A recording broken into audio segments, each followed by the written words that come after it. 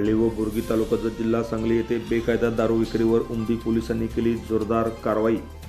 हळ्ळी व बोरगी तालुका जत जिल्हा सांगली येथील परिसरामध्ये गेल्या अनेक दिवसापासून देशी दारू विक्री करत असल्याची माहिती उमदी पोलिसांना मिळताच उमदी पोलिसांनी तिघांविरोधात जोरदार कारवाई केली असून त्यांच्याकडून साधारण 10,000 रुपयाचा मुद्देमाल जप्त केलेला आहे। उमदी पोलिसांनी विजयपूर पंढरपूर या रस्त्याच्या बाजूलाच असलेल्या रॉयल हॉटेलच्या पाठीमागील बाजूस या ठिकाणी दारू विक्री करत असताना कारवाई केली। चेतन तुकाराम चव्हाण राहणार जिगजणी तालुका चडचण यांच्याकडून आयकॅप कंपनीच्या देशी संत्रा दारूच्या जवळजवळ 48 ते 50 बाटल्या जप्त केल्या।